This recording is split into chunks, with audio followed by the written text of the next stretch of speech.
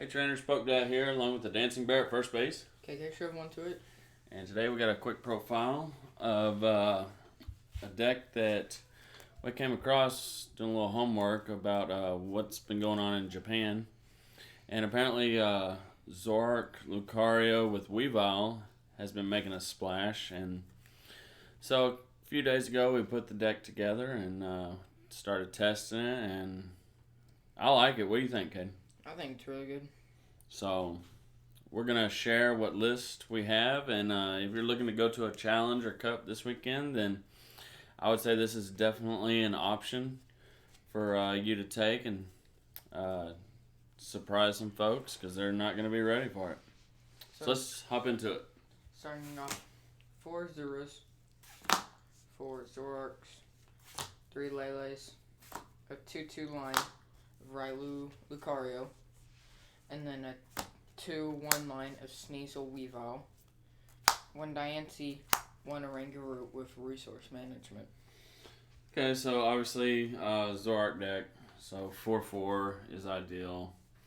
3 Lele to help get set up. The 2-2 Rylu Lucario GX is perfect. Originally, when we were running a deck like this, we would run a 3-2, but since then, we like the 2-2 in this, right? Mm-hmm. Diancie to help hit the numbers.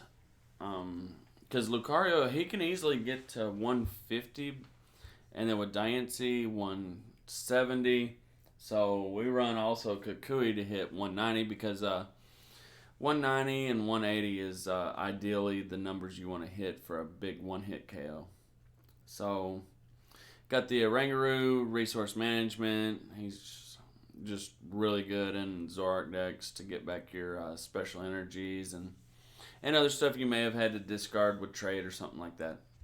And then, of course, Sneasel 2-1 line with the Weavile. Weavile just abilities are everywhere, so he can come out of nowhere and take a nice one-hit KO. So we'll be using the attack Evil Admonition, which does 50 damage for each of your opponent's Pokemon with abilities. So more than likely, especially against a mirror match, another Zoroark deck, if they have 3, there's 150. Choice Band, you're hitting 180. Tapu Lele. Tapu Lele, now all of a sudden you're hitting 210. If you're against Malamar decks, they're going to have 2 or 3 Malamars plus Dawn Wings plus, regular Necrozma that has an ability. So you have the ability with Weavile to get some nice one-hit KOs for one prize attacker. So really good. Also, Oranguru deals with Hoopa. So. And you have Weavile for Hoopa. Weavile and the Crazy Gorilla. And you have Jab. Jab for 10, Diancie, 30. and then Kukui. Kukui, you're at 50, so 100. I'd say it deals with... And it's fine. We play ways to get it back. But most of the time, all you need is a Oranguru. It's pretty sad. You can just do Profound Knowledge on him, on the Hoopa. They're confused. You're two-shotting them. They have to two-shot you and hopefully flip heads out of confusion. So, not looking good for the Hoopa. And then for items, 4 Ultra Balls, 3 Nest Balls, 3 Choice Bands, 2 Timer Balls, 1 Field Blower, 1 Skateboard, 1 Rescue Stretcher, 1 Switch, 1 E-Hammer, and finally 1 Palpad. Okay, so we're running primarily a Lily engine. So 4 Ultra Balls, 3 Nest Balls, and 2 Timer Balls. We do run a tech of an Apricorn. That way, especially like not so much turn 1, but we like grabbing Apricorn Maker on like turn 2, turn 3, and grabbing the Timer Ball, and then all of a sudden, if you happen to hit 3 heads, I mean, that's just, it almost feels like cheating. So Timer Ball is really good in these Stage 1 decks. 1 Field Blower, tech, I mean, are in like Altar of the Moon, there's really not any threats of stadiums. You can get rid of Choice Band, but, I mean, it is what it is. Want a skateboard to help maneuver around, same with the Switch. We also run Guzma, so we're running at least 5 ways to maneuver on the battlefield here. Rescue Stretcher to get back that Orangaroo or Weavile. They're going to be your key targets. Even a late game Rescue Stretcher for a Lele and then a Guzma. Or even a late game Lucario GX. E-Hammer, special energies everywhere. It's too good not to play at least one of. And then Palpad. 9 times out of 10, your target's Guzma with the Palpad or Cynthia. So you don't have to worry about getting in down to 1. So most time your target's... go over the one switch. Yeah, the switch and the escape board to help the mobility of the deck. Because we don't want to be spending DCs to retreat, so it helps to have switch. And the escape board can be helpful because like Weavile has 1 retreat cost, Lele has 1 retreat cost, so I think Riley has 1 retreat cost. So, all right, supporters. 3 Cynthias, 3 Guzmas, 2 Lilies, 2 Guis, Apricorn, Judge, Mallow. Alright, so 3 Cynthia. I think most decks are going to run 3, possibly 4 Cynthia. It is the best draw supporter in the game. These Zoroark decks, ideally 3 is the number you want. 2 Lily. We found success with 3 Lilies, 4 Lilies, and 2 Lilies. And in this deck, we like the 2 Lilies because we need our space for other tech supporters like Kukui. So we love the turn 1 Lily for 8, especially if you get some Nest Balls and an Ultra Ball. I mean, that's your ideal opening turn, is a turn 1 Lily. Judge, you need some form of disruption just in case they're playing Steven's Resolve or something like that.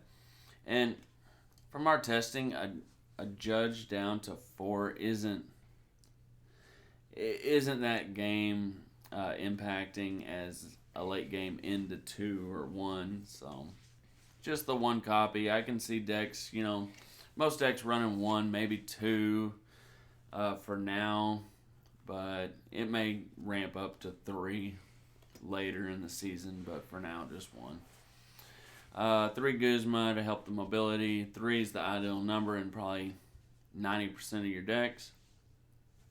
I already touched on the Apricorn Maker, just a tech of 1. We're not looking, it's not our target for turn 1. We want to target Lily first. Apricorn Maker is a beautiful turn 2 to search out, or maybe you draw into it off of a trade or something, and then you can get the timer balls, then you can really just ramp up the speed. So, and it doesn't have to be on turn 2. Turn 3 is fine with Apricorn. It's just nice to have a tech 1. If it is in your opening hand on turn 1, then I could definitely see doing that for an Ultra Ball and a Nest Ball, possibly. Or even 2 Ultra Balls to dwindle your hand all the way down. So, Mallow, I mean, if you've watched any of this channel, you'll know the greatness that is Mallow. It's probably the most underrated supporter in the game. Yeah, you only play it in like Zoroark decks, but I feel like the Zoroark decks with Mallow, that's really what makes the engine go. So that's it for the supporter. You got anything? No. Kukui to help hit the numbers. Yep. So you can get them back with Palpad, absolutely. And for stadiums, just 1 Brooklyn Hill. 1 Brooklyn Hill. I mean, it's more of a stadium bump, also for in conjunction with the 1 field blower, but it's nice to have to get down some Rylus. So. And then for energy, you could honestly cut the Brooklet Hill for something else if you're wanting a 3rd Lily or something. We're gonna have 4 DCEs and 4 special energy with fighting, dart, and fairy. Perfect for the Lucario, perfect for the Weavile, perfect for resource management. That's what This is my favorite part about this deck is this unit energy covers all the colors I want. I don't have to do rainbow energy and take damage from it.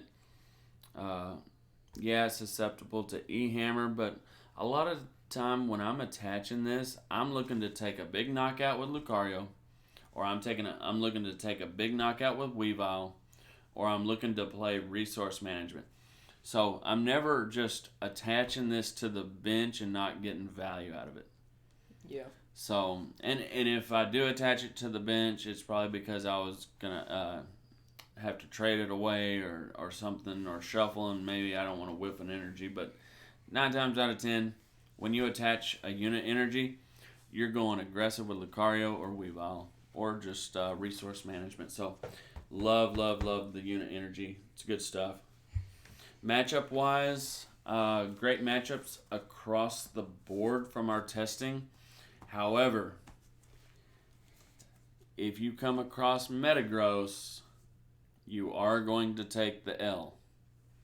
And right now, with the way the format's shaping up, that's kind of scary because Metagross could be pretty good. Metagross is popping up everywhere, folks.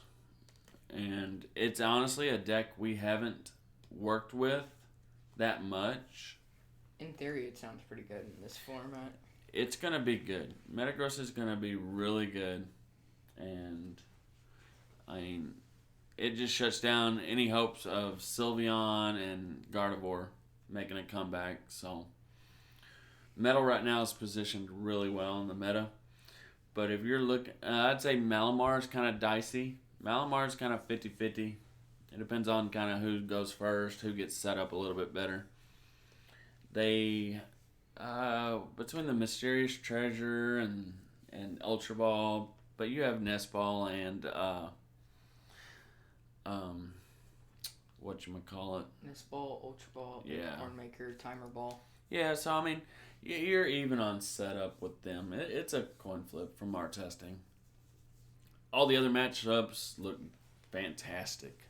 Really? Absolutely fantastic. Real juicy. So, spicy list, give it a shot.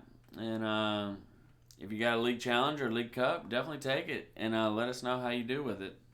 So, I think, I don't know if we have a challenge this weekend, but I think I would take that to play. And I think I would do fairly well with it, I believe. Yeah. So, that's all we got. We are working stuff in the pipeline. I know we haven't done any gameplay footage. We've been super busy with like testing and baseball and just life in general.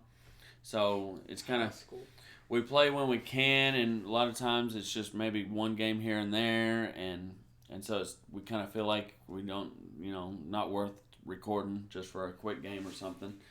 But we'll try to get some gameplay footage after the holiday here. We'll get back to maybe a normal routine. We are going to try to do one more profile for you guys tomorrow. And what do you think? What do you think you want to share? You want to share? No spoilers. That's what I want to share. No spoilers? Okay. So, but you'll want to tune in because it's something very special that we've been working on. Yeah. And it hates special energy. That's all I'm going to tease. There's your teaser. So until then, be excellent to each other. Party on, dudes.